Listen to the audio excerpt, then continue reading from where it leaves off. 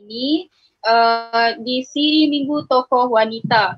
Okey, jadi tajuk yang kita bawakan pada malam ini adalah pembangunan kepimpinan dalam kalangan wanita era globalisasi. Okey, jadi untuk makluman, program ini diadakan oleh Majlis Hewi Kebangsaan PKPIM bersempena sambutan 6 dekad PKPIM. Alhamdulillah kita sudah mencapai 6 dekad PKPIM. Jadi siri yang kita bawakan pada malam ini adalah Minggu Tokoh Wanita. Untuk makluman semua, Minggu Tokoh Wanita ni kita adakan 5 siri. Jadi pada malam ini, ini adalah siri yang kedua lah untuk makluman semua. Jadi Minggu Tokoh Wanita ni kita jalankan bertujuan untuk kita menampilkan dan mengangkat tokoh-tokoh wanita yang kita rasa banyak menyumbangkan jasa dan hikmat dalam lapangan dakwah inilah. Okey, jadi untuk makluman semua penonton, siapa-siapa yang ikuti live kita pada malam ini boleh like page kita Hewi PKPIM dan juga Salwa dan juga Helwa. Okey, sebab kita ada banyak lagi program-program yang menarik dan perkongsian ilmu yang menarik. Okey, jadi malam ini kita bawakan berkenaan kepimpinan wanita lah. Okey, jadi perkataan kepimpinan dan wanita ni sangat-sangat saya rasakan sangat signifikan lah, sebab wanita ni merupakan madrasah yang pertama ataupun orang cakap pendidikan awal dalam pembentukan masyarakat dan bangsa. Pembentukan masyarakat dan bangsa. Sumbangan dan peranan wanita ni juga boleh dikatakan sama pentinglah dengan lelaki. Sebab gerakan Hewi, gerakan PKPIM, gerakan ABIM dan juga Wadah banyak dibantu oleh wanita jugalah. Okey, jadi pada malam ini kita bawakan tokoh yang saya rasa sangat-sangat luar biasalah, iaitu saya perkenalkan Prof Madya Dr. Nur Izura Uzir, yang lebih mesra saya panggil Dr. Izura. Hai Doktor, Assalamualaikum, apa khabar? Waalaikumsalam warahmatullahi wabarakatuh. Alhamdulillah baik, Hikmah. Alhamdulillah. Saya ingat lagi ya dulu masa ada program pernah berjumpa dengan Dr. Izura. Sangat-sangat humble orangnya. Orang cakap sangat-sangat merendah diri. Waktu itu saya tidak tahu Dr. Izura ni merupakan orang penting lah juga dalam Helwa. Jadi sekarang tahulah sudah, dan sekarang diberi peluang untuk bersama-sama dalam kita punya talk ni lah, kita punya live malam ini. Okey, jadi beliau merupakan, saya terangkan sedikitlah mengenai portfolio beliau, profil beliau. Beliau seorang pengarah pusat kokurikulum dan pembangunan pelajar di UPM. Sekarang beliau sedang memegang jawatan sebagai pengerusi Salwa dan naib presiden Wadah, dan juga merupakan seorang ibu kepada 3 orang anak. Okey, jadi beliau juga merupakan seorang lecturer lah di Fakulti Sains Komputer dan Teknologi Maklumat, dan juga sudah lamalah dalam jadi lecturer ni. Jadi kalau kita tengok tadi bukan biasa-biasalah, merupakan seorang ibu, namun kalau di luar merupakan seorang pemimpin yang sangat-sangat merupakan pemimpin dan juga pendidik lah. Jadi saya rasakan bukan mudah lah untuk menjadi pemimpin, lagi-lagi pada zaman sekarang yang banyak mehnah dan tribulasi yang perlu dilalui. Lagi-lagi zaman sekarang lah. Okey, jadi tanpa membuang masa, saya yakin kita punya penonton-penonton di luar sana memang tidak sabar-sabarlah sudah untuk mendengar kita punya perkongsian daripada doktor kita mengenai kepimpinan wanita inilah. Okey, jadi saya teruskan kepada soalan yang pertama. Okey, menyentuh tentang cabaran wanita, kita lihat cabaran yang dihadapi ketika zaman dulu 90-an, 80-an sehingga hari ini sangat-sangat berbeza lah. Kalau dulu cabarannya lain. Macam kalau dulu kita mau berusrah, kita kena jumpa depan-depan. Kalau sekarang daripada Zoom sendiri pun boleh. Kita mau menuntut ilmu daripada live sendiri pun boleh. Jadi cabaran-cabaran dia tu kalau boleh cakap dulu pun orang cakap cabaran dia kuat jugalah. Sekarang pun cabaran dia memang dia sangat berbeza. Jadi kita akan dengar lebih lagi daripada doktor. Jadi mungkin doktor boleh kongsikanlah apa pengalaman dan cabaran-cabaran yang doktor sendiri hadapi sebagai wanita yang memimpin generasi dari Hewi pada zaman dahulu sehinggalah Salwa. Silakan doktor. Baik, terima kasih Hikmah. Bismillahirrahmanirrahim. Alhamdulillahirrabbilalamin. Wassalatu wassalamu ala asyrafil anbiya'i wal mursalin wa ala alihi wa sahbihi ajma'in. Rabbi syrah li sadri wa yassir li amri wahlul 'uqdatam min lisani yafqahu qawli. Assalamualaikum warahmatullahi wabarakatuh dan selamat malam ya semua yang menonton, khususnya kepada adik-adik Hewi PKPM dan juga sahabat-sahabat yang lain.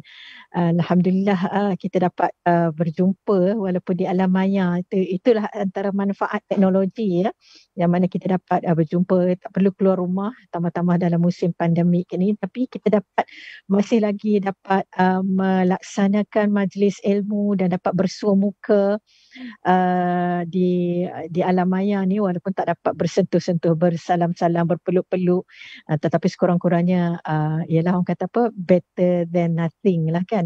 Jadi apa yang diutarakan oleh Hikmah tadi tu tentang cabaran zaman dulu dan juga zaman kini ya.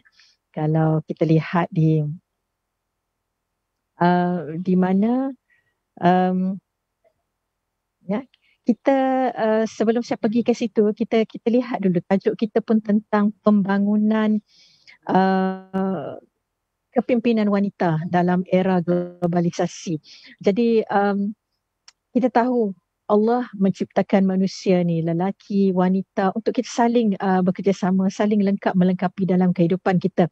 Dan yang pentingnya matlamat kita adalah untuk mencapai redha Allah kan.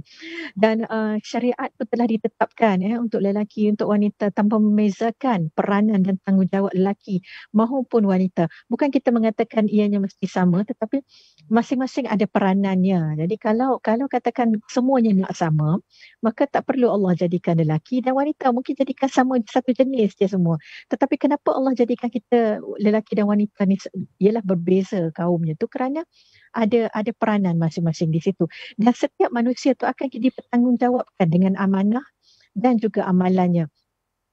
Kalau kita melihat kepada kepimpinan ya, bukan saja kepimpinan wanita, kepimpinan lelaki ke ya, Rasulullah SAW juga telah bersabda yang ketahuilah setiap kalian adalah pemimpin dan setiap kalian bertanggungjawab atas apa yang dipimpinnya.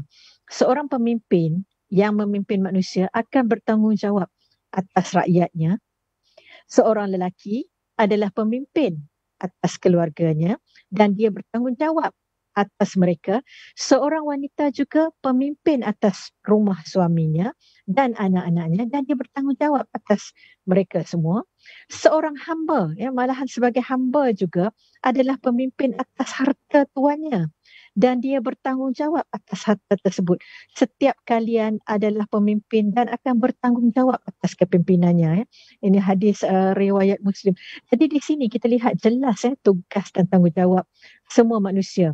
Ya, sama tugas dan tanggungjawab kita ni semua sama, iaitu menjadi seorang pemimpin ataupun disebut juga sebagai khalifatul ard kan, khalifah di muka bumi ini, dan sekurang-kurangnya menjadi pemimpin diri sendiri sekurang-kurangnya, dan setiap kepemimpinannya diminta pertanggungjawaban nanti, yang akan dipertanggungjawabkan nanti. Kalau kita lihat ayat di atas pun, lelaki pemimpin ke atas keluarga dipertanggungjawabkan, wanita juga pemimpin atas ini dipertanggungjawabkan juga, hamba pun pemimpin atas harta tuannya dipertanggungjawabkan juga, dan di atas sekali tu pemimpin yang memimpin manusia dipertanggungjawabkan juga atas rakyatnya. Maksud maka di sini kepemimpinan tu, ya, seorang pemimpin tu dia datang bersama tanggungjawab, ya, bukan hanya seronok, bukan hanya glamour, bukan hanya pangkat semata-mata, tetapi ada tanggungjawab.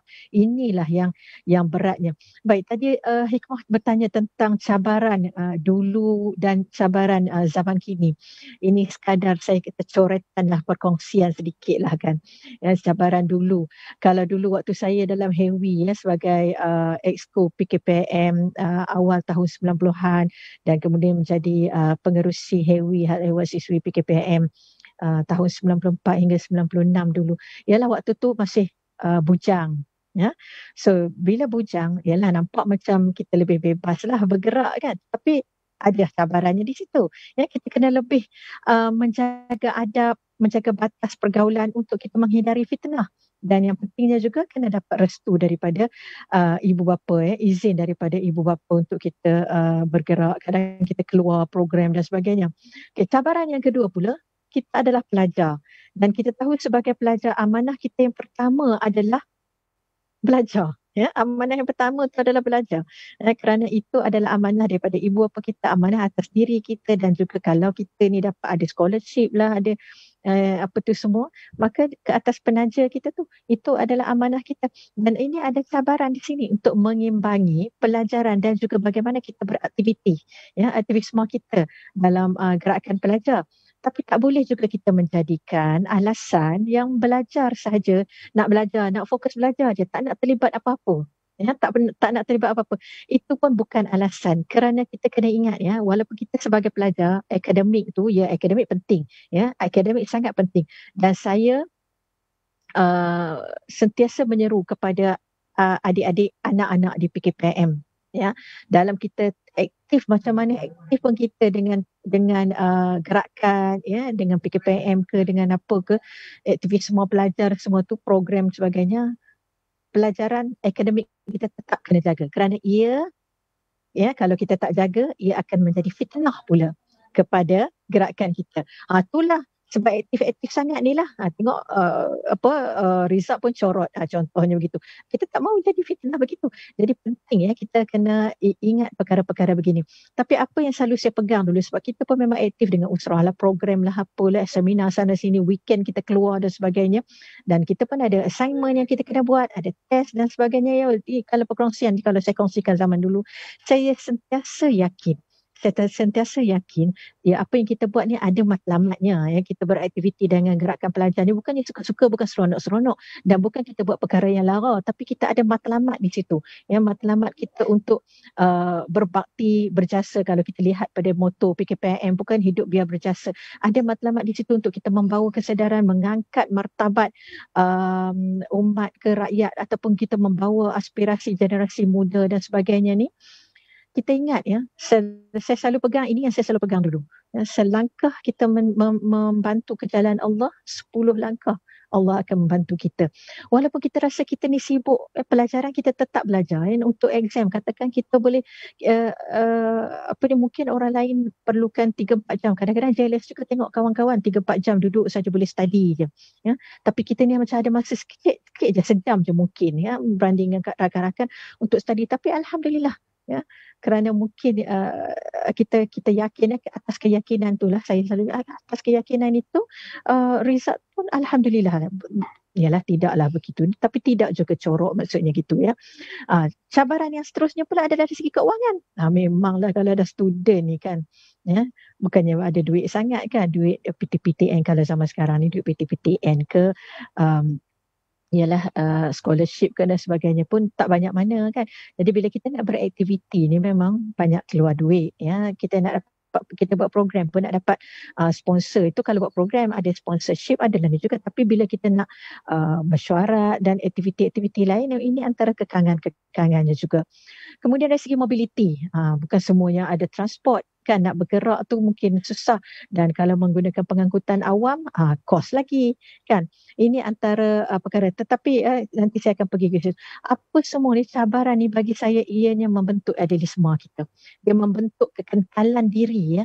Dan kekentalan diri kita, bagaimana kita menghadapi cabaran-cabaran ni. Skill-skill ni memang kita tak dapat skill bagaimana kita nak mengatasi cabaran ni, dan cabaran ni kita boleh tolak tepi lah. Sebab kita ada matlamat yang kita nak tuju, ada perkara yang kita nak buat yang lebih penting.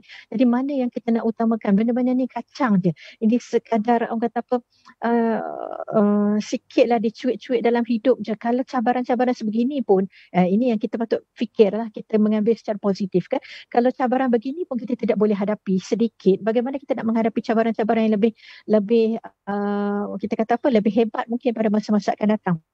Baik, bila melihat pada isu juga berbeza. Isu zaman dulu adalah isu-isu yang contohnya kalau zaman saya dulu, Hewi PKPM, kita memperjuangkan tentang menuntut supaya diharamkan wanita Islam menyertai pertandingan Ratu Cantik. Kita buat demo, kita buat memorandum hantar kepada pihak-pihak yang berkenaan. Alhamdulillah, dan kemudian ada fatwa yang dikeluarkan mengharamkan wanita Muslim, yang wanita Islam menyertai pertandingan Ratu Cantik, tapi yang bukan Islam tidak dilarang lah, ya gitu.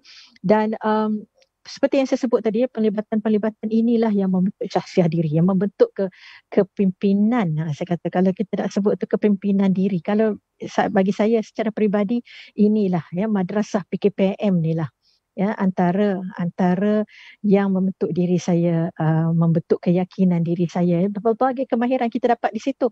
Kemahiran kita nak berorganisasi sendiri, nak menguruskan mesyuarat, minit mesyuarat, penulisan, komunikasi lisan, komunikasi bertulis pun ia juga, nak menulis surat, semua tu. Itu semua saya belajar waktu saya terlibat dengan PKPM semasa di kampus, dengan kelab bimbingan mahasiswa, kemudian dengan PKPM. Dan ia juga mengajar kita berfikir dengan matang, ya, berlandaskan ilmu, kemahiran, pengurusan organisasi, semuanya itu semua kemahiran ni sebenarnya membentuk, ya, sifat-sifat kepimpinan kita. Ya, dan dulu juga saya pernah bekerja di Sekretariat PKPM Pusat sebagai staf sepenuh masa, namanya ketua eksekutif, ya. Tapi waktu di situlah kita, walaupun kita macam ketua eksekutif yang kata apa, jawatan tertinggi dalam sekretariat tu, tetapi kita juga buat photostat, kita juga jadi driver, kita juga menyapu sampah, kita juga cuci bil air. Itulah kalau hikmah kata tadi, kenal saya ini seorang yang humble sebab PKPM yang mengajar saya begitu. Ya, kita dari bawah, kita datang dari bawah, dan kita memahami apa suasana-suasana di bawah tu. Jadi balik pada itu, antara yang disebut tadi lah kan, kerana apa kita berfikir tadi, sifat kepimpinan ni bila kita lihat, ya, dia ada dua jenis. Either you are born with it, memang karisma tu dah ada, memang daripada awal lagi dah terpancar, terserlah sifat kepimpinan tu, ataupun you develop it. So saya rasa penglibatan tadi, kalau diri saya ni mungkin yang kedua kot, ya, you develop. Sebab saya dulu seorang yang sangat pemalu, ya, malu sangat nak bercakap dengan orang. Tak pernah waktu sekolah, tak pernah pun saya jadi pengawas. Nampak sangat tak ada sifat-sifat kepimpinan tu. Tetapi bila saya terlibat di waktu di universiti, ya, saya terlibat dengan aktiviti-aktiviti gerakan pelajar ni, ia memberi memberi lebih keyakinan, dan kita belajar macam saya sebut tadilah, ya, kemahiran-kemahiran tadi. Baik. Cabaran masa kini pula berbeza. Kali ini dah berkahwin, dah ada anak, dah berkeluarga. Jadi mungkin dari segi fitnah yang saya sebut tadi tu, kalau orang muda tu kan fitnahnya lebih, mungkin bila berkeluarga tu masih ada fitnahnya, ya, mungkin kurang sedikit berbanding dengan kalau muda-muda remaja tu. Namun kita masih tetap kena menjaga batas-batasnya, kerana ialah orang kata apa, fitnah tu ada di mana-mana. Dan bila nak terlibat aktif ni, perlulah dengan izin suami, dan ia juga tanpa kita mengabaikan keluarga. Dan cabarannya lagi, bila dah berkerjaya, ya, memegang jawatan juga di tempat kerja, maka nak imbangkan pula, ya, penglibatan ialah zaman yang sekarang ni, dengan kejayaan keluarga dan juga jawatan-jawatan lain tempat kerja seperti yang Hikmah sebut, saya sebagai pengarah di pusat kurikulum dan pembangunan pelajar UPM. Kemudian ialah ada jawatan-jawatan lain lagi yang kita kena imbangi juga. Dari segi keuangan, kalau tadi dulu memanglah keuangan tu satu cabaran, mungkin sekarang keuangan mungkin tidak ada masalah, walaupun masih bila dah kahwin, dah ada keluarga, ada pula komitmen lain kan, rumah kan, pinjaman dan sebagainya, ada komitmen lain, tapi mungkinlah tidak kita kata apa, seketat kita punya apa di poket dulu waktu zaman belajar dulu, ya. Dan isu-isunya juga berbeza, tambah-tambah sekarang dengan era globalisasi, era digital ni, isu dia pun berbeza. Isu sosial yang kita tangani, kita cuba bawa semua tu adalah berbeza. Jadi kenapa saya masih terlibat yang mungkin ya daripada zaman ialah daripada umur saya dulu 18 tahun ya, mula masuk universiti dulu UPM ya, kerana ini adalah tarbiyah kita daripada awal, daripada sejak muda lagi ya, seperti saya sebut tadi, PKPM adalah madrasah yang membimbing, mendidik dan membentuk syahsiah saya. Jadi di situ saya ada rasa tanggungjawab di situ, dan moto hidup biar berjasa tu masih saya pegang sehingga kini. Tahun ini umur saya dah masuk 50 tahun. Daripada umur 18 tahun sehinggalah umur 50 tahun masih lagi memegang moto PKPM hidup biar berjasa. Orang kata tempat jatuh lagi dikenang, ini kan pula tempat kita bermain kan. Jadi kenapa kita masih terlibat, kerana tarbiyah kita dulu tu memang menekankan tentang keprihatinan tentang masalah dan isu-isu masyarakat. Takkan kita nak duduk diam, kita tahu masalah di luar sana banyak. Jadi ini menyebabkan kita tak boleh tinggalkan. Tak apalah orang lain lah yang buat, ramai lagi orang di luar sana. Kalau semua orang fikir begitu, maka tak jalanlah kerjanya kan. Dan kita dengan masa di PKPM juga kita telah didedahkan bagaimana untuk membawa isu-isu ke peringkat negara, peringkat antarabangsa dan sebagainya. Itu antara perkara yang saya rasa apa yang saya dapat, pendedahan yang saya dapat waktu saya terlibat dengan PKPM. Dan juga kita merasakan ada ruang untuk kita contribute kepada masyarakat ni. Ya, kita play your part. Ya, ada peranan masing-masing, walaupun sekecil mana pun ada peranan kita masing-masing. Dan dari segi ukhuwah ya, memang saya rasa ada sense of belonging. Bila kita terlibat ni, kita rasa kita dipunyai ada peranan. Setiap orang itu fitrah manusia mahu dia rasa diperlukan. Ya, jadi ada sahabat-sahabat kita yang dah macam keluarga sendiri, dan kita yakin ia adalah satu platform yang terbaik untuk kita berperanan dan juga menyumbang. Nah, tadi dari segi terlibat, tapi ada pula kata kenapa masih lagi memimpin. Ya, mungkinlah sebab saya sebagai pengerusi Salwa, sebagai net presiden dilihat sebagai pemimpin, tapi ialah apa yang kita, kenapa masih lagi nak memimpin tu, ini bagi saya ini adalah amanah. Kenapa terpaksa tu, saya letak perkataan terpaksa di situ, terpaksa terima, tak boleh nak tolak. Kerana balik kepada tarbiyah tadi. Tarbiyah kita sami'na wa ata'na. Bukan kerana kita mahu glamour ataupun mahu pangkat ke, mahu kuasa ke, penghormatan ke, ini semua bukan kalau dalam gerakan Islam ni. Tapi kita fikirkan ya, kadang-kadang saya fikir jika ini adalah aturan Allah, ya, dia adalah amanah tanggungjawab, bukan penghormatan. Ia adalah tanggungjawab. Sebab itulah bila dilantik tu memang rasa nak menangis, dan memang menangis pun. Tapi menangis tak apalah, menangis je lah. Esok we get back up, bangun, buat kerja. Itu je. Nak menangislah dulu, puas-puas. Kalau ada yang memang rasa nak menangis.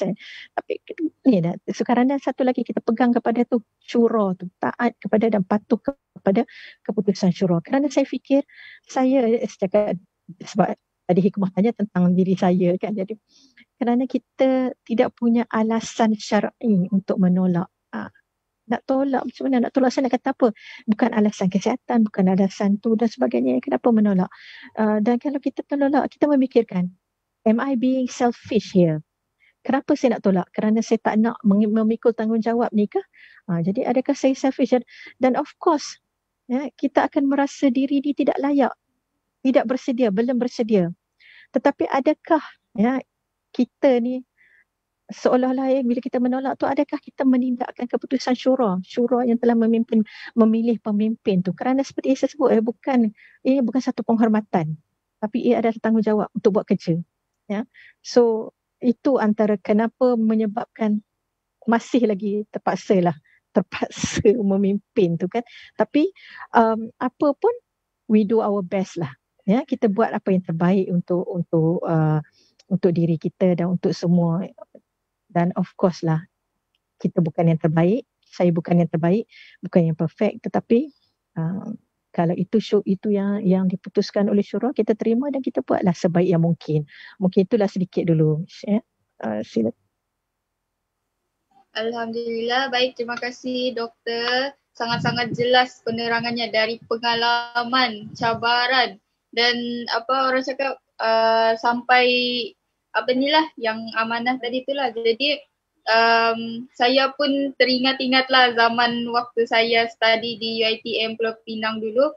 Time tu memang tiba-tiba je kena lantik jadi SU. Time tu macam tak berapa tahu kan pasal KPIM apa semua. Sebab family memang apa orang-orang ABIM juga tapi ndak ambil tahulah. Biasa memang gitu kalau anak-anak kan ndak ambil tahu sangat. Tapi lepas daripada jadi SU tu macam itulah kalau time-time program, time tu juga ada exam. Jadi kita tengok kawan-kawan lain sibuk study tapi kita sibuk buat surat apa semua. Tapi kalau dulu ialah mempersoalkan lah kenapa mesti aku. Macam kadang rasa terbeban jugalah tapi lama-lama macam merasa oh ini je lah yang aku boleh contribute. Daripada sini je yang kalau aku nak mampu berdakwah dengan orang, daripada sini sejalah aku punya medium untuk sampaikan, untuk berjasa. Jadi banyak jugalah yang doktor tadi sentuh berkenaan cabaran.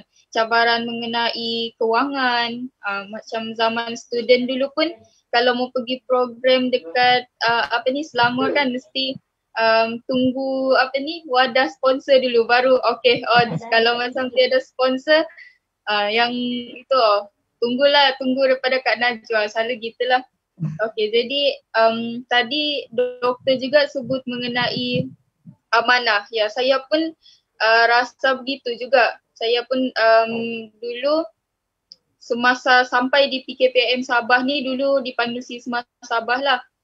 Saya dilantik menjadi NYDP Hewi. Masa tu rasa macam kenapa aku? Tapi sebab tengok dekat atas-atas macam tiada sudah yang boleh pegang PKPIM ni kan. Jadi betul lah juga kita rasa diri kita diperlukan dan kita rasa kita perlu untuk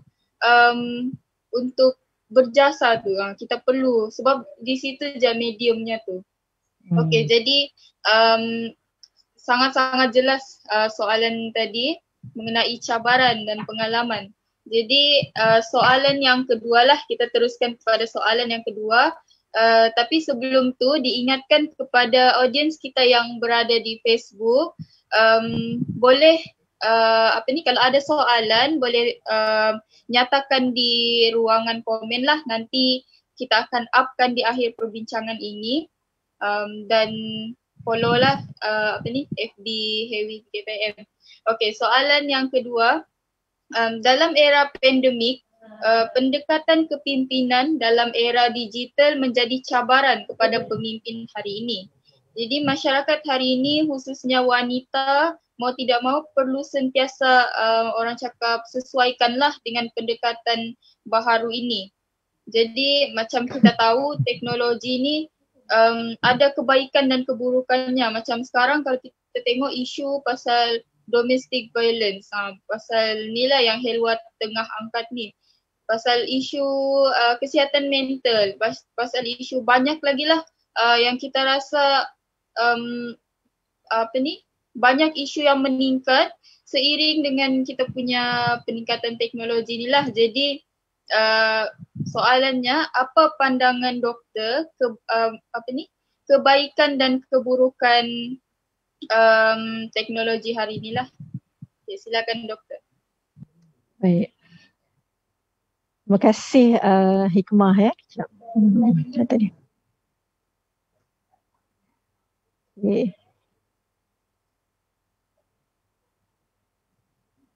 Cabaran-cabarannya generasi kini dalam era globalisasi ni kalau kita lihat kita tahu era ni dengan globalisasi ICT dan sebagainya memang banyak manfaatnya, dunia pun semakin laju, maklumat semakin pantas, ya, mudah kita capai, ianya juga lebih fleksibel dan sebagainya, dan kita boleh lihat manfaat-manfaatnya dalam era di dalam ekonomi, ya, dengan e-ekonomi dan sebagainya. Sekarang ni pun orang kata apa, perniagaan lebih pantas dan sebagainya, transactions dari segi pentadbiran e-government banyak, ialah urusan-urusan pentadbiran negara dapat dimanfaatkan, kita kata apa, lebih mudah sampai kepada masyarakat.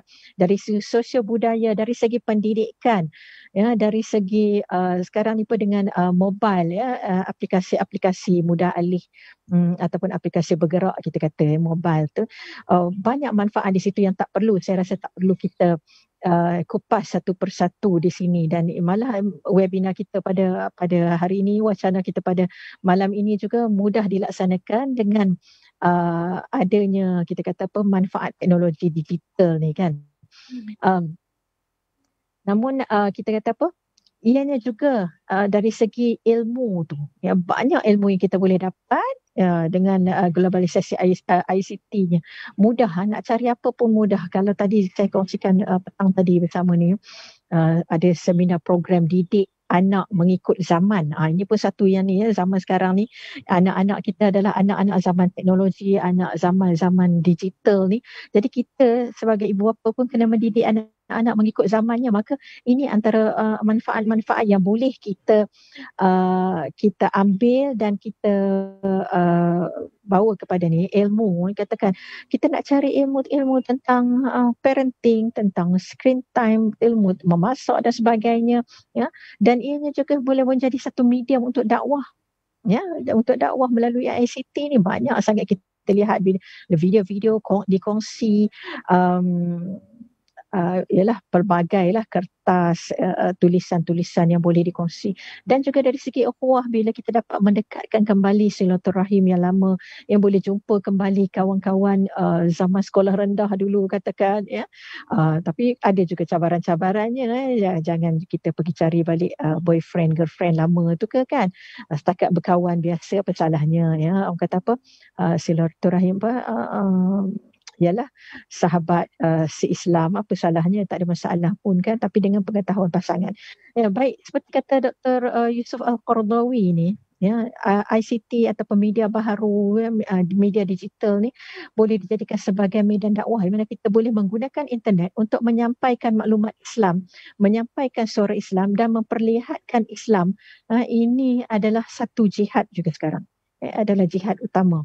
Jadi jangan kita tolak ke tepi, ini banyak negatifnya dan sebagainya. Siapa yang menjadikan negatif? Pilihan semua di tangan kita, kan, nak jadi negatif ke, nak pilih negatif ke, nak pilih apa ke.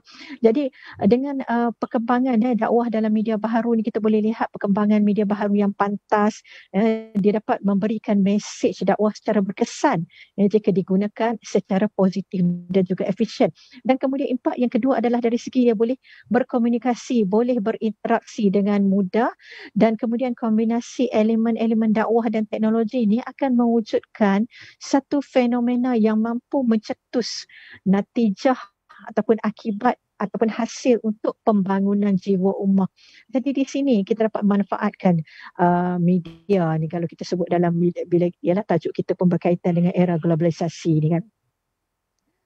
Namun keterbukaan dunia sekarang tanpa sempadan, tanpa had masa, dengan kebanjiran maklumat yang mungkin akan timbul ialah salah guna teknologi untuk tujuan-tujuan yang hasad, tujuan malicious, niat yang tidak baik. Bila kita sekarang ni dengan peranti bergerak, dengan media sosial, aplikasi sembang, dan pengguna-pengguna yang telah kita kata apa, dapat berhubung secara sosial ni, akan mungkin juga terdedah kepada risiko-risiko privacy, ancaman-ancaman cyber, kejuruteraan sosial, risiko-risiko seperti menyebarkan fitnah, kebencian dan banyak lagi selain daripada yang kita kata intrusion, pencerobohan data dan sebagainya. Dan sebaran sebaran perkawalan inilah yang mungkin membawa kepada pelbagai risiko yang kita boleh lihat. Ia boleh membawa kepada gaya hidup yang tidak patuh syariat. Ini antara perkara yang kita kena lihat isu-isu zaman sekarang yang mungkin heavy dan PKPM perlu ambil kita kata apa ambil perhatian juga di sini, dan mungkin apa yang perlu kita lihat di sini. Konsep yang prinsip berkaitan cinta, berkaitan perkahwinan, hubungan seksual, menahan diri, abstinence, homosexuality. Ini perkara yang kita lihat yang sangat banyak di luar sana di internet yang mana kalau tidak ada bimbingan, tidak ada kawalan, ya, siapa-siapa saja dah boleh mencapainya, dan ia boleh membawa kepada pemesongan pengertian konsep yang sebenar yang mengikut Islam ke tidak patuh syariat ataupun tidak dan sebagainya. Hubungan-hubungan yang boleh menggoda, memperdaya ke arah perkara-perkara yang tidak bermoral, orang kata apa, negatif, perkara-perkara negatif misal kata. Ya, perkara-perkara begini bila terlalu banyak di luar sana dan sering dihidangkan, ianya boleh membawa kepada apa yang disebut sebagai normalisasi. Orang mula melihatnya sebagai sesuatu yang normal. Kalau dahulu perkara-perkara begitu mungkin dia dianggap sebagai perkara yang tidak senonoh, mungkin mohon maaf saya menggunakan perkataan begitu, yang tidak senonoh ataupun tidak mengikut adab-adab ketimuran ataupun syariat Islam ataupun tidak mengikut adab-adab dalam Islam. Tetapi bila sering dihidangkan, dilihat di dalam, kita kata ya, kalau melalui internet dan sebagainya, maka lama-lama masyarakat dan mungkin remaja, golongan muda akan merasakan perkara ni benda biasa dah. Orang lain pun buat, so aku pun boleh buat. Contoh begitu ya, perkara-perkara yang gitu. Jadi ini yang perlu dilihat juga. Kemudian risiko-risiko dari segi penipuan, scam. Kan? Jadi kalau dah ada love scam, pemerdagangan manusia. Malah kita lihat baru-baru ni, tahun lepas semasa PKP, seorang remaja umur 14 tahun, ya, telah menjadi mangsa love scam, ditipu RM350,000 kalau tak silap saya, ya, remaja di Kuantan. Jadi ia tidak malah ada nenek yang berusia 77 tahun juga telah ditipu RM1,000,000. Jadi ini antara perkara-perkara yang juga antara risiko di situ. Keruntuhan rumah tangga. Bila tadilah saya sebut jumpa balik cinta lama, cinta ataupun tak jumpa cinta lama pun cinta baharu. Ini kalau kita tidak ada kawalan kepada diri dan sebagainya. Kes-kes kahwin lari, semua tu godaan ataupun online grooming. Ini isu-isu yang banyak di luar sana. Pornografi pun satu lagi. Kan? Bila pornografi yang kita kata bersepah-sepah tu lama-lama menjadi tadi normalisasi, orang merasakan perkara itu adalah perkara normal dan perkara biasa. Ini yang kita bimbangkan. Jenayah-jenayah seksual juga, ya, bila berkenalan melalui media sosial ke aplikasi sembang ke WeChat dan sebagainya, dah berkenalan lepas tu bila ajak jumpa berlaku kes-kes rogol dan sebagainya, ya, yang berlaku. Contohnya seorang remaja berumur 13 tahun, ya, berkenalan melalui WeChat, kemudian keluar dan dirogol oleh 4 orang lelaki. Yang kenalan dia tu bawa kawan-kawan lagi. Ini berlaku di Batu Pahat ni, dan banyaklah, itu salah satu contoh saja. Jenayah-jenayah cyber pun banyak, dan banyak lagi risiko-risikonya, penyebaran ajaran-ajaran sesat. Jadi kalau di luar sana, kalau tanpa bimbingan, tidak diajar dengan yang mana yang betul dan sebagainya, memang mudah mendapat ajaran-ajaran sebegini yang tidak diketahui hujung pangkalnya lagi. Itu antara bahayanya. Penyelewengan agama, pendedahan kepada budaya hidup negatif, pluralisme, liberalisme, dan yang bercanggah dengan aliran ahli sunnah wal jamaah. Ini antara risiko-risiko ataupun cabaran melalui media sosial. Tadi awal-awal saya sebutkan tentang manfaat, dan saya yakin ramai yang tahu manfaat-manfaat itu, tetapi dari segi cabaran ramai yang tahu juga. Cuma kadang-kadang kita kena ingatkan kembali perkara-perkara sebegini, ya. Dan tidak juga dinafikan ketagihan ni, ya, dalam kalangan orang muda ni kan, ketagihan internet, pornografi lah, shopping. Yang shopping pun bukan orang muda je, orang yang tak berapa muda pun shopping ni, tambah-tambah bila musim PKP. Ya, setiap hari ada je lah parcel sampai ke rumah ni kan. Contoh. Ya, jadi ini pun boleh menjadi ketagihan juga, permainan online. Malah ada kes-kes di mana ada remaja yang ditemui mati akibat stroke, akibat saraf.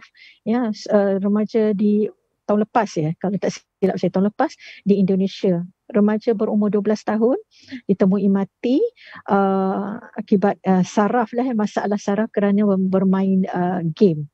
Ya. Kemudian di Thailand remaja berumur 17 tahun ayah dia jumpa meninggal dunia, stroke. Sebab bermain game tanpa henti. Ini antara perkara. Kemudian ketagihan internet ni jadi satu lagi adalah dari segi maklumat ni, information overload ni. Terlalu banyak maklumat pun boleh menjadi masalah juga.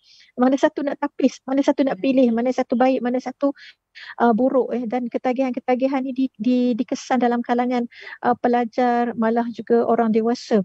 Dan ancaman-ancaman cyber memang tak usah cakap lah lagi. Ini cerita lain lah. Ini kita kata apa, ceramah lain pula tentang ancaman cyber, tapi saya tunjukkanlah pelbagai punya banyaknya. Ini pun sedikit je kita ceritakan ya.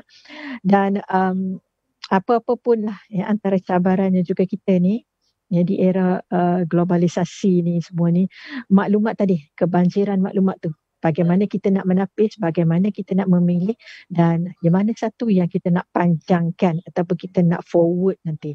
Kita fikir dulu, think tu ya, think tu kan, T-H-I-N-K. Is it true? Fikir dulu. T tu, true ke tidak? Ataupun H tu, is it helpful ataupun hurtful? Ya, boleh membantu ataupun boleh menyakitkan ke tidak? I, adakah ianya inspiring, memberi inspirasi, ataupun ianya adalah illegal, ya, menyalahi undang-undang? N, adakah ianya perlu ke nak sebarkan, ya, tengok apa keperluan dia. Dan K, kind, adakah ianya kita kata apa, ada kebaikannya di situlah, yang baik ke tidak, ya, ataupun kita tidak so kita fikirkan ni antara perkara-perkara cabaran-cabaran dalam era globalisasi ni. Jadi cabaran ni, dunia generasi kini sebagai individu adalah cabaran untuk kita memilih. Kita nak pilih mana yang baik untuk diri kita, juga terbaik untuk keluarga dan juga orang sekeliling, ya, masyarakat kita. Bukan hanya untuk diri kita tetapi juga untuk orang lain juga. Kadang-kadang kita rasa benda tu baik untuk diri kita tapi ia tidak baik untuk orang lain, untuk keluarga kita ya. Sebagai pemimpin ataupun aktivis dakwah pula, ini cabaran cabaran untuk kita memanfaatkan teknologi digital. Kita menjadi tekno-da'i. Ya, da'i yang menggunakan teknologi, tekno-da'i. Dan kemudian cabaran untuk kita menangkis pengaruh-pengaruh negatif ni juga. Yang saya sebutkan tadi, penyelewengan agama lah, penyelewengan dengan ajaran sesatnya, dengan semua tadilah risiko-risiko yang saya sebutkan tadi. Ini juga perkara yang perlu kita tangani. Program kita juga perlu menjurus juga kepada perkara-perkara sebegini, kerana ia boleh menjadi penyakit dalam masyarakat yang akan membarah jika dibiarkan. Jadi ini juga peranan ialah orang-orang muda dalam PKPM ni, ya, kerana anda lah yang akan mewarisi negara, mewarisi generasi akan datang, dan kita sendiri kena keep up to date, ya, kena keep up to date dengan perkembangan terkini ni. Tapi orang muda ni biasanya cepat aja, ya, nak apa ni, kita kata apa, mengikuti perkembangan terkini, especially dalam bidang teknologi digital ni. Hikmah.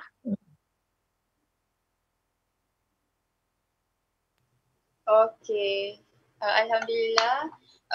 Itu tadi soalan kedua kita berkenaan cabaran teknologi lah. Sebab kalau zaman dulu kuranglah cabaran teknologi tu, tapi ada cabaran lain. Kalau sekarang memang itulah yang sekarang, cabaran teknologi yang kalau doktor cakap tadi, masalah-masalah tu kita lihat sebagai sudah menjadi normalisasi. Macam masalah-masalah apa orang cakap, benda-benda yang kalau dulu kita tengok ini macam tak senonoh ni, tapi kalau sekarang orang cakap benda biasa. Kalau sekarang begitulah sekarang. Dan banyak juga berlaku scam dan jenayah seksual yang tu berkenaan nilah, dan juga information overload. Kita perlu pilih information kita sama ada benda tu helpful ataupun hurtful. Kadang-kadang kalau kita menyebarkan message tu, kita tidak sedar sebenarnya kita sebenarnya menyakitkan orang lain, menyakitkan hati orang lain. Jadi kita kena tapislah kita punya message tu. Okey, jadi tanpa membuang masalah, kita teruskan kepada soalan yang ketiga. Soalan dia, penglibatan wanita di peringkat kepimpinan itu masih berada di tahap yang rendah lah. Kalau kita tengok sekarang, kalau dulu timbalan Perdana Menteri kita Dr. Wan Aziza. Kalau sekarang kita tengok sangat-sangat kuranglah dalam kepimpinan. Itu pun kalau yang di Hewi, di Salwa adalah kepimpinan tu. Tapi memang mengikut statistik sangat-sangat rendah lah. Jadi bagaimana untuk kita mau menerapkan nilai dalam jiwa seorang pemimpin wanita supaya wanita ni bukan sekadar didengar tetapi untuk diikuti dan mampu melahirkan lebih ramai wanita yang berkepimpinan akan datang. Okay, silakan doktor. Baik, terima kasih Hikmah ya. Jadi nilai-nilai kepimpinan wanita ni apa yang kita nak lihat di sini. Betul, mungkin ada yang dikatakan ianya masih tahap rendah. Tetapi walaupun ada peningkatan ya, ada peningkatannya di situ. Tapi adalah mungkin ini antara cabaran-cabarannya. Cuma saya secara peribadi ya, saya sentiasa memikirkan bahawa kadang-kadang kita tak perlu nak kejar. Ia pun dia datang sendiri. Tetapi ialah nak datang sendiri itu pun perlulah dibentuk dan sebagainya. Kadang-kadang kita tak perlu menuntut-nuntut, tetapi bila kita dah membina wanita-wanita kita, dah membina kualiti wanita kita, kualiti kepimpinan dalam diri wanita, dia dengan sendirinya akan datang tanpa kita perlu meminta, tanpa kita perlu menuntut-nuntut dan kita kata apa, kejar-kejar. Ya, biar dia datang naturally. Tapi ya, itu yang kita nak juga, biar suara wanita tadi didengari dan juga akan diikuti. Baik, saya kongsikan sedikit apa yang daripada Prof. Datuk Dr. Siddiq Fadil ya, di Himpunan Helwa Kebangsaan 2013 yang kita anjurkan dahulu. Nahdah, tentang nahdah kewanitaan ya, ataupun kebangkitan kewanitaan ini diilhamkan sebenarnya oleh tokoh-tokoh wanita dalam Al-Quran. Jadi ianya bukan kata benda ni baru, tetapi sejak zaman Rasulullah SAW, malah zaman Nabi-Nabi sebelum itu lagi, dalam sirah semua kita lihat ya, telah pun tokoh-tokoh ini telah menjadi ilham, inspirasi kepada wanita Islam lah kalau kita katakan di sini. Dan apabila Al-Quran tu menyebut lelaki tidak sama dengan perempuan, hakikat tersebut diterima seadanya ya, dengan segala implikasinya sebagaimana yang ditetapkan oleh syarak yang memang kita akui. Lelaki tak sama dengan wanita dan wanita tidak sama dengan lelaki sebagaimana yang disebutkan pada awal dahulu. Dan memang nadwah kewanitaan tu dalam konteks harakah Islamiyah ni ya, selamanya terkawal dalam bingkai syariat. Ya, kita dia, pemimpin kita ni masih lagi kita kata dalam harakah, dalam gerakan ni ya, masih terkawal dalam bingkai syariat ni. Dan Profesor Yusuf Al-Qardawi juga menyebut bahawa peranan wanita dalam gerakan Islam kontemporari memang belum mencapai tahap yang sepatutnya, dan gerakan Islam umumnya belum mampu untuk menampilkan tokoh-tokoh pemimpin wanita di peringkat nasional dan antarabangsa. Ada, ya, bukan tak ada, memang ada. Tetapi kita kata ialah tokoh-tokoh yang tertentulah ya, yang kita kata pun mungkin satu era tu seorang yang betul-betul ataupun 2-3 orang, tapi kita mahukan lebih lagi daripada itu ya, yang betul-betul berketerampilan, yang menonjol dan sebagainya ya. Adanya gejala mungkin dalam kalangan gerakan Islam kontemporari ini sebagaimana disebut oleh Dr. Yusuf Al-Qardawi ya, ada gejala yang membatasi ruang gerak kaum wanita sedangkan mereka seharusnya diberikan kebebasan yang lebih luas. Ini disebut oleh Dr. Siddiq Fadil sendiri juga. Dan pemikirannya memang membawa semangat pembelaan dan pembebasan wanita tetapi tidak terkeluar dari garis-garis besar syariat. Jadi kita memperjuangkan juga kepimpinan wanita ni diangkat dan sebagainya, tetapi dalam ruang lingkup syariat. Ya, kita tidak membetuli mengikut ideologi feminisme dari barat misal kata lain, kerana kita bukan menuntut kesamaan, kesamarataan dengan lelaki. Tidak, tetapi kita menuntut supaya peranan kita, posisi kita diangkat sebagai seorang wanita, pemimpin wanita. Lain di situ ya. Dan beliau menegaskan, mengharuskan wanita Islam untuk menduduki posisi-posisi penting. Seperti hakim, kerana ada imam-imam, ada ulama yang tidak membenarkan wanita dalam kita kata apa, area-area tertentu dalam kerajaan, memimpin kerajaan, memimpin tentera dan sebagainya. Walau bagaimanapun Prof Yusuf Al-Qaradawi berbeza sedikit. Beliau cenderung untuk mengharuskan wanita untuk menduduki posisi-posisi penting ya, dengan ada syarat-syarat tertentu ya, demi memelihara kehormatan dan menghindari fitnah ya, sesuai dengan orientasi wasati fiqh Al-Qaradawi ni. Jadi ini antara yang kita kena lihat di sini ya, antara syarat-syaratnya seperti kita tidak gagal ya, wanita itu tidak gagal dalam mentadbir anak-anak. Dalam dia nak menjadi pemimpin, anak-anak, keluarga tetap juga utama, tidak diabaikan. Dan mungkin waktu ketika itu tidak ada pemimpin lelaki yang lebih layak untuk menyandang jawatan tersebut. Pada ketika itu yang bersesuai, tidak membuat keputusan secara peribadi. Ini juga penting. Bila kita, bukan hanya wanita, malah lelaki juga sebagai pemimpin tidak membuat keputusan secara peribadi. Sebab itulah dalam gerakan ya, dalam harakat Islamiah ni kita ada konsep syura ya, untuk memutuskan hal-hal yang besar. Jadi mesti ada keputusan secara kolektif ya, ini dalam proses syura tadi ya. Dan wajib memelihara adab-adab Islam ya semasa keluar rumah. Kerana of course lah akan ada percampuran ya dengan kaum lelaki. Jadi ini antara yang wajib syarat dia, dan mendapat kebenaran suami. Itu yang penting juga ya untuk berbuat demikian.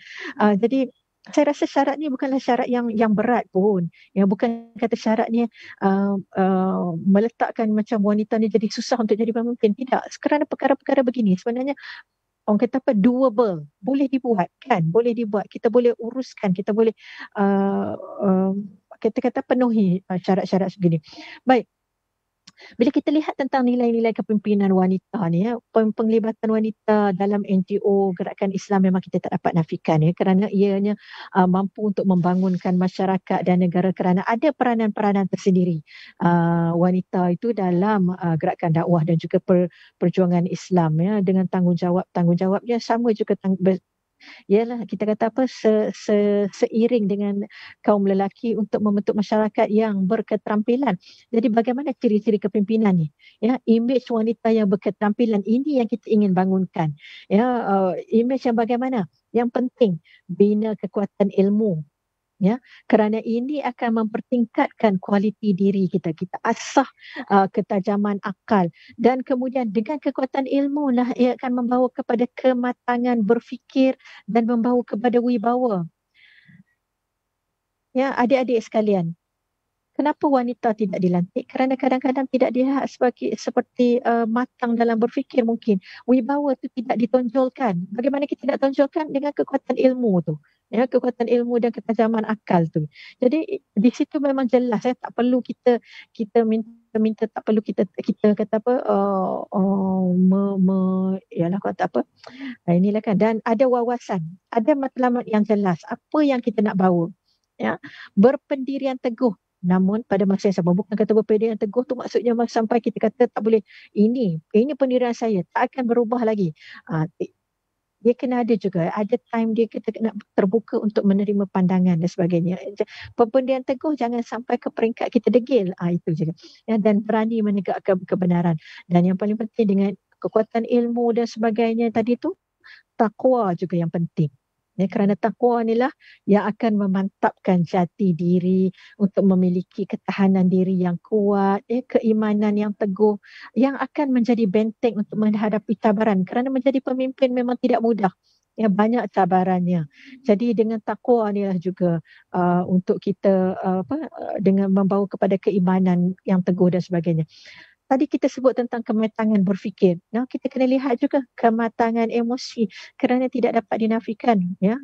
Ada emosi di situ, yalah, kalau tidak bukan manusia lah, kalau bukan beremosi kan. Jadi ini perlu dididik ya, kematangan emosi. Jangan kita cepat melenting, jangan cepat kita bersangka buruk ke dan sebagainya. bersangka buruk tu walaupun orang kata mungkin di minda, di fikiran, tetapi ianya sebenarnya berkait juga dengan emosi kita. Kemudian rendah hati dan menghormati. Saya selalu memegang ini, humility goes a long way. Ya, bila kita merendah diri ni mudah diterima orang, dan ular menyusur akar tidak akan hilang bisanya. Jadi sebagai pemimpin, bila kita nak membentuk ciri-ciri kepimpinan, tak perlu kita meninggi diri, tak perlu kita berlagak, ya, tak perlu kita berbangga diri sangat. Ya. Kita rendah diri dan menghormati, dan dengan sendirinya hormat orang tu datang. Ya. Dan satu lagi saya nak sebut juga tentang adabul ikhtilaf dalam menjadi pemimpin tadi, ya, berkait juga yang apa yang saya sebut tadi, bila kita bersedia, walaupun kita berpendirian teguh tetapi bersedia menerima pandangan orang lain. Ya, jadi ada adat dalam berbeza pandangan. Dalam kalangan 4 imam besar tu pun, ya, ada perbezaan pandangan, tetapi mereka tidak bergaduh kerana itu dan mereka tidak emosional kerana itu. Satu lagi, sebagai pemimpin yang paling penting adalah amanah dan berintegriti, kerana ini akan membina kepercayaan orang kepada kita. Seorang pemimpin perlu mendapat kepercayaan pengikutnya untuk memimpin dengan berkesan. Ya. Keikhlasan hati pun penting. Ya. Keikhlasan yang akan terserlah. Dia tak boleh dibuat-buat. Ya, keikhlasan hati itu akan terselah dengan sendiri. Bila ada yang atas-atas tadi tu, dengan merendah hati, kita menghormati orang lain. Walaupun kita pemimpin, kita kena menghormati orang lain di bawahnya. Ya, dan sentiasa muhasabah diri dan menilai tindakan. Ini juga penting. Ya, menilai tindakan kita, muhasabah, dan kita bersedia dikritik. Kita perlu bersikap adil, lembut, kerana itu fitrah wanita, ya, lembut tetapi tegas. Boleh begitu. Ya, bukan kata jangan dilihat tu lembut tetapi tidak ada ketegasan di situ. Ya, ada ketegasan di situ. Dan kita boleh mendapatkan sesuatu melalui kelembutan. Tak perlu nak keras-keras. Ya, tidak ego. Sedia menerima pandangan, kritikan. Ya, tidak bersikap emosional. Ya, yang dipengaruhi oleh kepentingan peribadi, dan kita kena amalkan syura, balik yang tadi jugalah kan, musyawarah, bermesyuarat mendapat keputusan yang kolektif supaya keputusan yang kita ambil tu, keputusan yang dibuat tu adalah keputusan yang hasil pandangan semua setelah kita mendengar pandangan semua, dan kita jangan ragu-ragu untuk mengaku, oh okey, keputusan saya tadi tu asalnya tu it's not a good one. Kan, bukan keputusan yang baik. Mungkin bila kita dah mendengar pandangan-pandangan orang lain, silalah. Ni saya sebagai, yalah kalau sekarang pun saya sebagai pengarah pun, bila dengan staff ke dengan, saya kata apa, silalah bagi tahu saya kalau saya mencadangkan sesuatu, kalau sesuatu tu tidak elok, ataupun ada melihat tuan-tuan dan puan-puan ada pandangan daripada sudut lain, sila maklumkan. Please, don't let me make a wrong decision. Itu yang saya harapkan sentiasa. Dan kita menegakkan amal jama'i juga. Kita dapat keputusan, dah bersyura dan sebagainya, keputusan diambil, maka kita laksanakan secara kolektif juga. Untuk kita laksanakan tu secara kolektif. Pemimpin yang baik, namanya pun pemimpin. Pada perkataan memimpin. Memimpin tu lebih kepada maksudnya adalah membimbing. Bukan sekadar mengarah.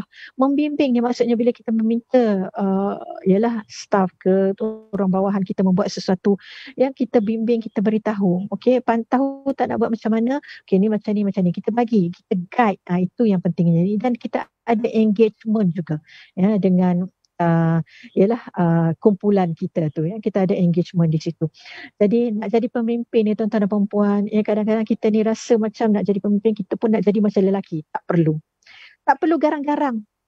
Tak perlu jadi seperti lelaki, dan tak perlu pun kita nak bersaing dengan lelaki. Kita jadi pemimpin wanita, kita bukan nak jadi pemimpin lelaki, ataupun ialah mungkin boleh memimpin lelaki, tetapi ciri kita yang sebenar adalah seorang wanita. So saya adalah a woman leader. Bukannya leader kepada woman saja, leader kepada woman dan man pun boleh, tetapi I'm a woman first and then I'm a leader. Okay? Jadi lain expectation ni pun berbeza, dan itulah kita harapkan. Jangan kata orang lelaki pun, kalau ada adik-adik lelaki yang mendengar, jangan mengharapkan pemimpin wanita tu bertindak sebagai pemimpin lelaki.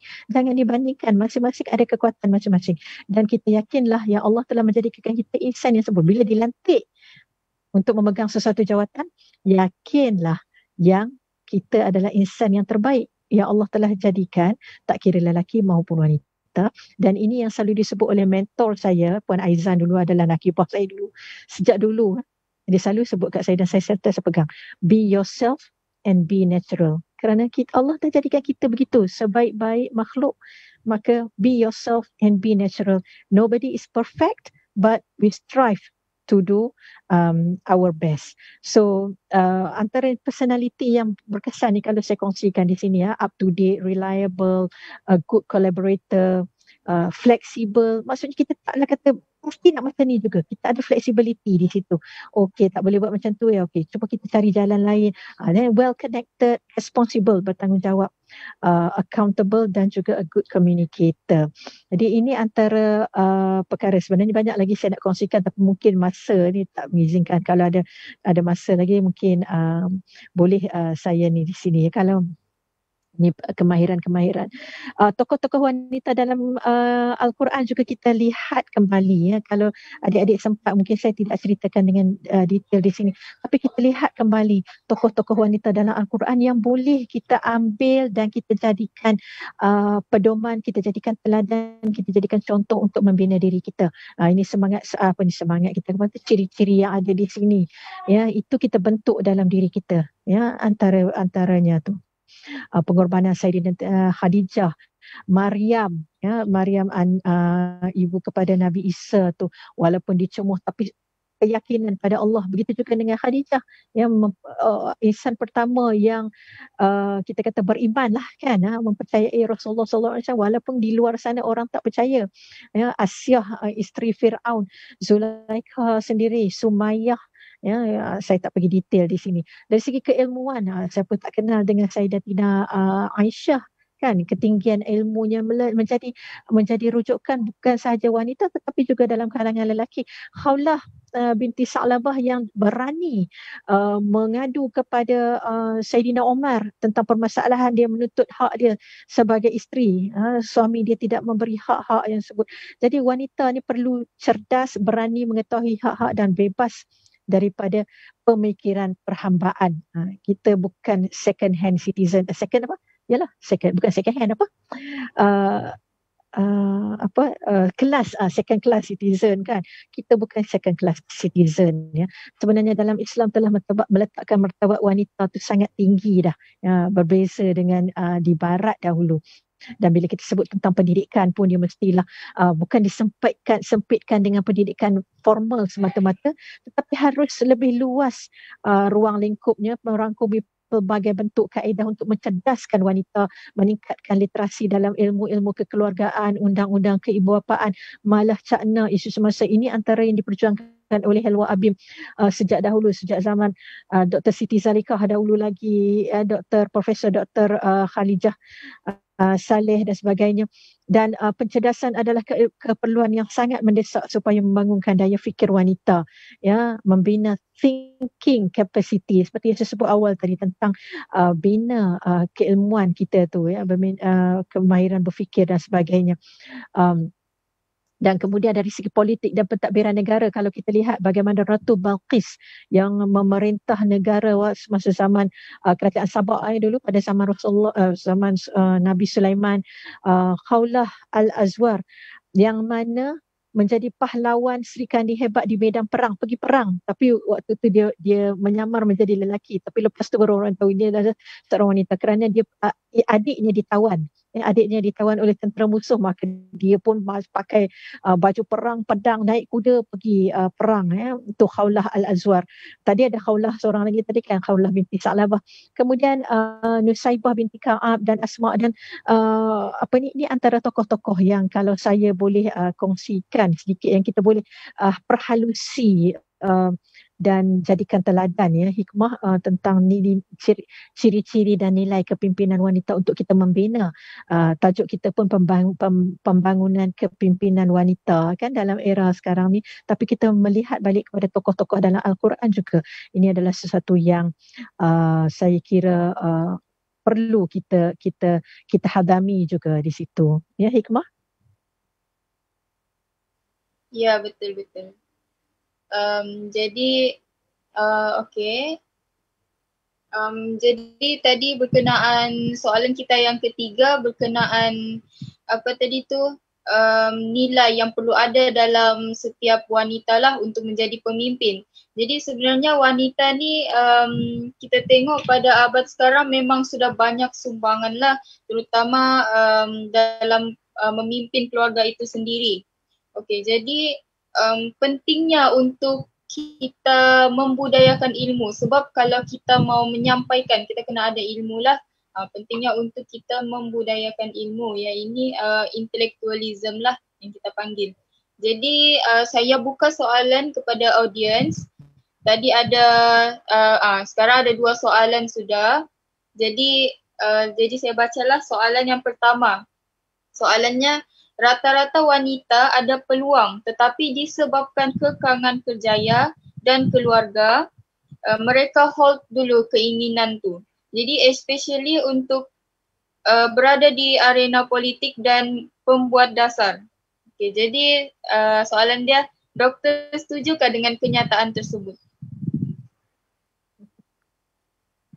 Baik, terima kasih kepada yang bertanya soalan ya, setuju ke tidak tu.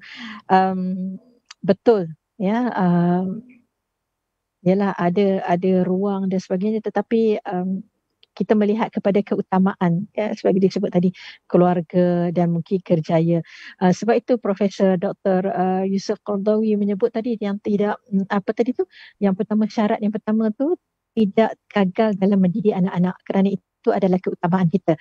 Yang bukan kata ia sebenarnya tidak merendahkan pun martabat wanita ni, tetapi di sini menunjukkan bahawa pentingnya wanita tu dalam mendidik anak, kerana nak mendidik anak itulah ada mendidik, itu adalah tugas yang besar untuk kita membina generasi akan datang yang juga kita membina pemimpin pada masa akan datang. Tapi Dr. Yusuf Qaradawi menyebut ya, mungkin beliau menyebut bahawa mungkin umur 45 tahun ke atas yang sesuai. Kerana kita dah melihat waktu tu mungkin dah semakin stabil, anak-anak pun sudah besar. Jadi saya terbaca ini dan saya terfikir, oh okey, macam betul juga, mungkin ada betulnya di situ ya, kalau kita nak terlibat dengan mungkin di arena-arena yang lebih besar ya, lebih menuntut gitu. Tapi tidak bermaksud sebelum 45 tu tidak boleh menjadi pemimpin ya, mungkin skala-skalanya tu berbeza. Begitulah yang saya fikirkan. Ya, tetapi kita saya yakin di Malaysia wanita-wanita kita ya, pertubuhan NGO dan sebagainya, malah di peringkat kerajaan dia, pemerintah juga memang kita kata menyasarkan 30% ya, daripada pos kita kata pos jawatan pengurusan tertinggi itu adalah dalam kalangan wanita, dan kita belum mencapainya lagi di situ. Dalam sektor awam dah tercapai, pada tahun 2018 pun dah tercapai 36%. Ya, tetapi di sektor swasta ya, bila kita melihat tentang lembaga pengarah syarikat misal kata, masih lagi kurang perlibatan wanita di situ. Tapi yalah, mungkin ada juga tadi dilihat ya perkara-perkara itu. Dan saya fikir mungkin kita tidak perlu kita bimbang sangat kalau kerana jangan kita merasakan bahawa tanggungjawab keluarga tu yang mengikat kita, tanggungjawab keluarga tu yang menghalang kita.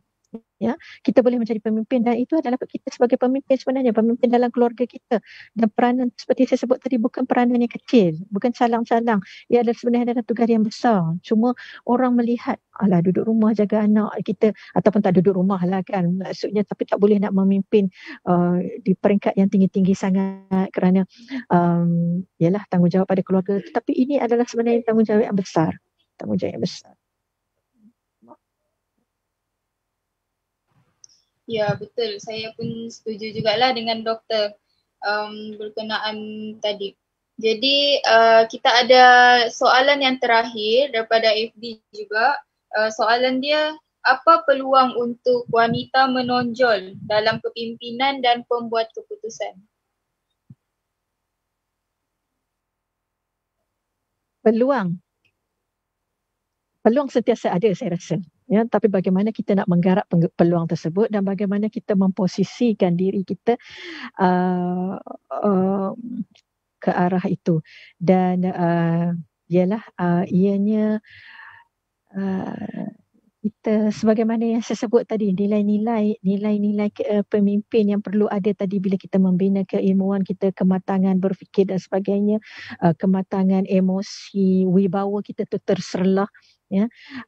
Dan kalau bila kita sebut tentang pembuat dasar, maka ia memerlukan kepakaran, ya, dalam bidang yang berkaitan. Kan ini berkait juga dengan keilmuan. Jadi kita gilap dulu di situ, dan itu akan tertonjol dan terserlah dengan sendirinya tanpa kita perlu meminta-minta, tanpa kita perlu nak pergi, orang kata apa, lantiklah saya ni kan, dia benda tu akan datang dengan sendirinya.